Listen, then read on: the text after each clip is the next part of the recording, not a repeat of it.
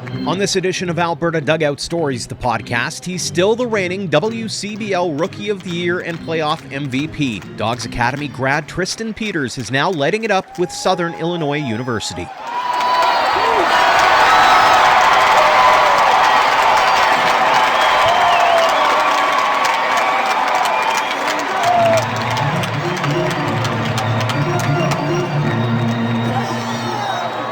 Welcome to episode 129 of Alberta Dugout Stories, the podcast. I'm Joe McFarland. As the college baseball season continues stateside, we've had the pleasure of chatting with some of the Alberta products who have been turning a lot of heads, and we'll continue that theme this week with Tristan Peters. Originally from Winkler, Manitoba, he moved to Alberta in high school to be part of the Dogs Academy program. The 6-foot, 180-pound outfielder moved on to star at Chandler Gilbert before hitting the ground running with SIU. Peters has been hitting near 400 all season, and as we record this, he's at .355 with 2 home runs, 35 runs batted in, and 12 stolen bases in 39 games. Patience has been his MO all year, drawing 31 walks and getting deep into counts, finding the right pitches to drive. We caught up with the sophomore about the transition to Division I, his baseball journey, and why he's a self-professed nerd. Tristan, thanks so much for joining us here on the podcast. Thank you for having me. Let's start off with this fantastic season that you've been having at SIU. What's been working for you? I don't know. We just put in a ton of work, really, and I think that's helped a lot. I've never taken so many swings in my life, to be honest, and that's helped us and our team get off to a hot start. We're struggling a bit now, but I think we'll get back to it. We'll get hot again, so... That being said, you say that you've taken a lot of swings, but I know in watching and seeing what you've been up to, there's a lot of patience that seems to have become a specialty of yours. Was that tough in the early going, coming off that COVID break? You'd think everybody be wanting to swing for the fences all the time just to get that feeling back again. Yeah, I think so. I think some people struggled with it more, like getting too big or whatever, and sometimes I think I might even be struggling with that right now, having not enough patience. But I think what we did in the fall, especially, we focused a lot on taking pitches that we can't hit well, taking balls, and trying to draw walks. Like, because any amount of, or like 90 feet is huge, so any way you can get 90 feet, that works. And I think that's just been like the whole atmosphere for hitting in the beginning, and we're kind of getting away from that, so just got to come back there, I guess. Speaking of that 90 feet, even last night you turned what sounded like supposed to be a routine single into a double just based off of hustle, and obviously a bit of confidence, I think, that rolls around with that. How confident have you been on the field so far this year? Especially at the beginning, I was feeling really confident, and lately I've been in a bit of a slump, but I mean, I've just been trying to keep that confidence up. It's a little hard right now, but I felt really confident yesterday. I was seeing the pitches well, and I felt like my swing had got back to what it should be. And then especially, I think getting a double, it was huge, obviously, to get a run with 2 outs. But I feel like when you're when you're struggling a bit, I think you have to just work harder to get most out of what you get. Like, say, like I hit a routine single, and then I just hustled for second base just because, you know what, why not turn it into a double if that's the only hit I'm going to get today if I'm struggling and not feeling great. You got to do everything you can do to make something better.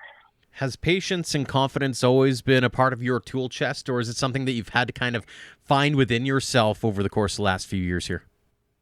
I feel like I've never had so much patience at the plate until this year. Like, I've never walked this much, and I think it's been a big key in my development in hitting.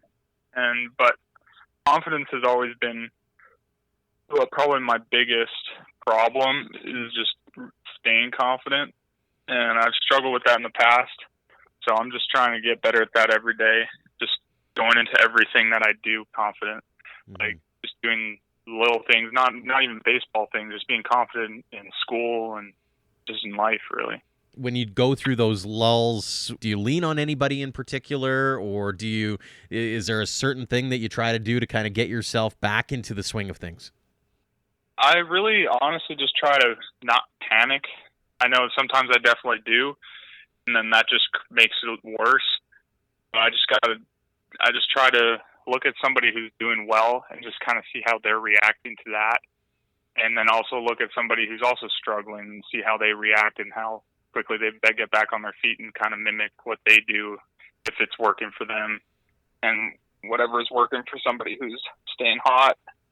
And just kind of looking back at when I was hot, trying to do what I was doing back then. Sometimes you see players struggle when they make that transition out of junior college, and here you are lighting it up. What's been key to making sure that you are doing as well as you have been doing? I honestly think JUCO was a huge transition to Division I baseball, just because it wasn't high school, but it also wasn't Division I. It was kind of somewhere in between. It was kind of, you could almost say like we played in a really good junior college conference. We had pitchers throwing 90 plus all the time. So I feel like you just got to adjust. I don't know exactly what I did, but I think JUCO had a huge impact on that. We'll get back into that in a second. I want to get into your upbringing before we get there, though. You're a Manitoba boy, probably pretty easy to focus on other sports growing up, yet you found yourself on the baseball field. Do you remember the first time you stepped on the field and fell in love with the game? Ooh, that's a good question. I think when I really fell in love with the game, I mean, I've been playing since I was 4 years old, but I probably fell in love with the game when I was just getting into high school ball at my first high school in Manitoba. And then I had all my friends playing with me. I really enjoyed baseball then, and I still do, obviously. But I think that's when I fell in love with it. What was it about the game that made you say, you know what, I'm going to try this over, say, the usual track of hockey, or maybe try football or whatever other sports that you might have ended up playing during your childhood? Yeah, I think I just enjoyed it, and it was a tough sport. I like to be challenged, and I definitely think baseball was definitely the hardest sport I've played. I've played hockey, I've played volleyball, and all those other ones, and basketball and everything. But I feel like it just gave the most challenge, and I was good at it, and it was just something I could be confident in, and meanwhile being challenged as well. And instead of staying home, you ended up traveling to Alberta for Dogs Academy. How did that opportunity all come to be? One day, I think it was Tyler Hollick. I think he texted me, or somebody, or actually, sorry, one guy I played in Manitoba with. I think it was Tanner Bursey or Andrew Asplin, or one of them asked for my email. And then I got an email from the Dogs, I think it was Hollick, and then they came to Winnipeg, and we met up there with me and my parents. We just talked about it, and they just said, we can give you this opportunity. And it was really crazy too, because I was like, there's no way I'm going to go to an academy that I don't know if I can go away from home. And then all of a sudden it just happened, and I was like, wow, that was a really good decision. How difficult was that transition as well? You mentioned that just being away from home, but having to move a couple of provinces away probably wasn't the easiest move to make. No, it for sure was not. I was young, 16 years old, and it really helped that I lived with my aunt in Calgary while I was there. But still, I mean, I had those days where I was homesick, but I think it prepared me very well for the future. Hindsight being 2020, what did that program mean to you? Oh, it means a ton. I wouldn't be the person I am. I wouldn't be the player I am. They know how to develop character there, and I just learned how to be a good ball player and a good man, and huge. It also became a bit of a springboard for you as well. You ended up going to Chandler Gilbert Community College. What was that experience like for you? I'd say that those 2 years at Chandler Gilbert were probably my favorite years of my life. I just loved it there. I enjoyed being on the team. We weren't the greatest team ever, but man, the coaching staff was incredible. and I think that was the best decision of my life going to Chandler. It was just such a good time. I met some of my best friends there, and yeah. You also got to go back home to your second home anyways as a member of the Okotoks Dogs summer team, named Rookie of the Year in the league. You were playoff MVP. That team won the WCBL championship. How special was that team, and how special was it being a part of that entire experience? Oh, it was unreal. It was so much fun. That was such a fun summer. I'd do it again for sure. But like, the guys on that team were incredible. Great ball players, but even better people. They were just so much fun to hang around with. And I think that's why we ended up winning that championship, because we had a good family environment, kind of, if you know what I mean. Mm-hmm. My colleague Ian Wilson said at the 2019 All-Star Game, he was talking to a few coaches who said they figured you didn't know how good you actually were. Have you come to that realization yet, or is that something you're still learning and trying to figure out? Man, I don't know, because there's those ups and downs. Like, when I'm confident, I think I'm good, but then I don't know. I can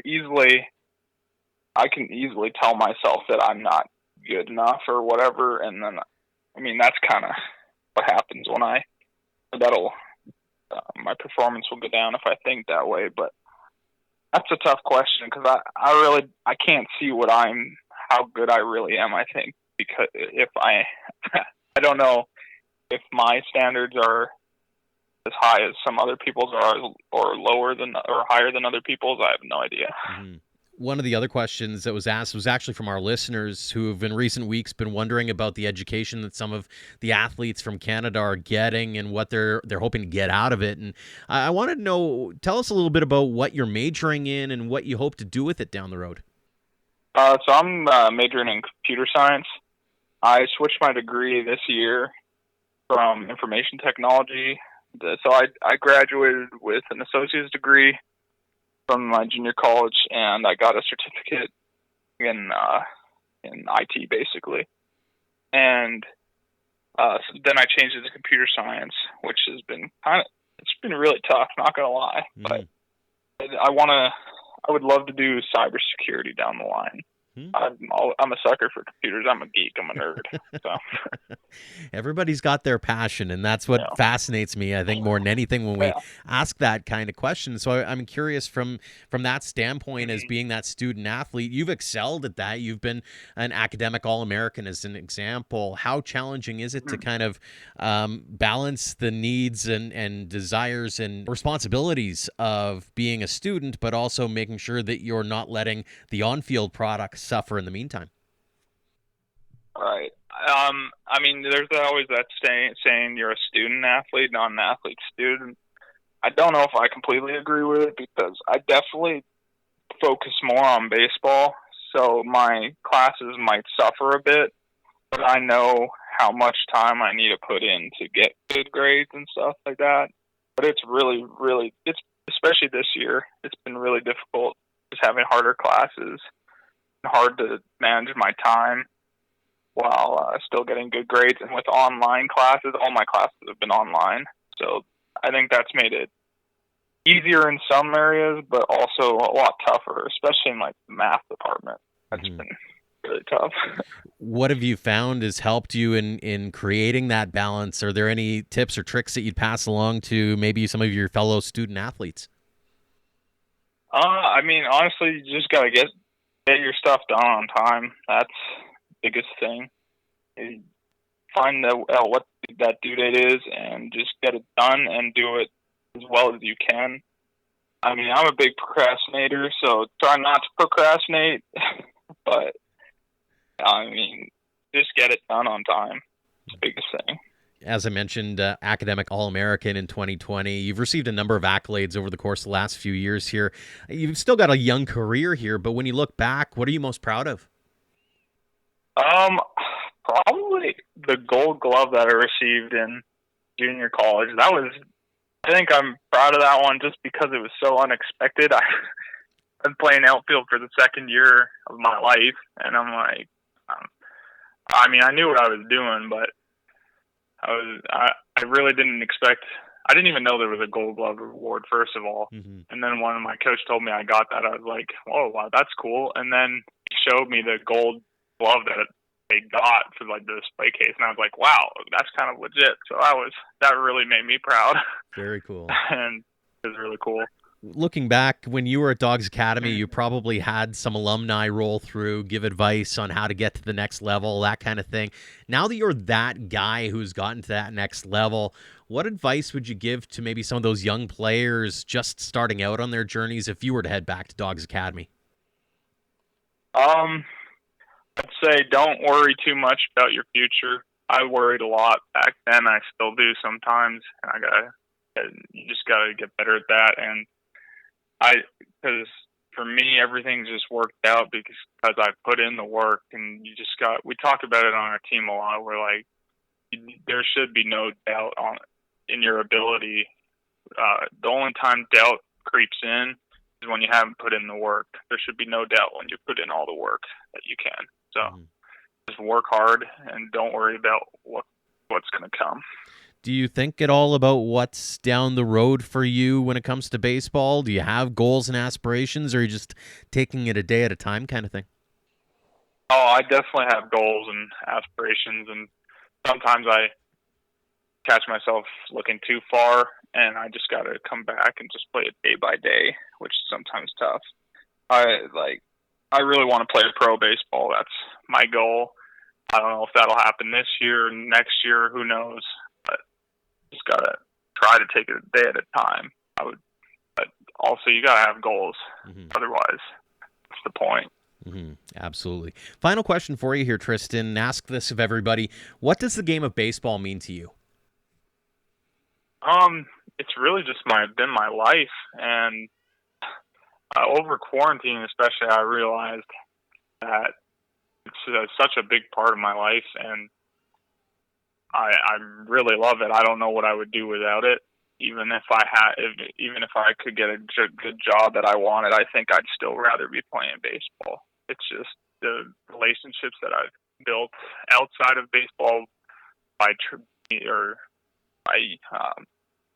traveling places like Arizona. I've been so many places. I've been able to meet so many different people and make so many new friends. It's such a cool sport because you become a family with these teams and with the people around you. It's really cool. Absolutely. Well, Tristan, really appreciate your time here on the podcast. Thanks so much for joining us, and continued success at SIU. Thank you. Thank you for having me. Thanks again to Tristan Peters for joining us this week, and keep your eyes glued to AlbertaDugoutStories.com, as I'm sure he'll be mentioned again in our monthly Box Score Beauty Special featuring standout performances from Alberta products south of the border. That'll be coming out next week. On the podcast front, don't forget to hit the subscribe button so you don't miss a moment of the action as we head into the summer, and if you can, leave us a rating and review to help spread the word about what we're doing. Until next time, thanks for all of your support, no matter the platform of Alberta Dugout Stories.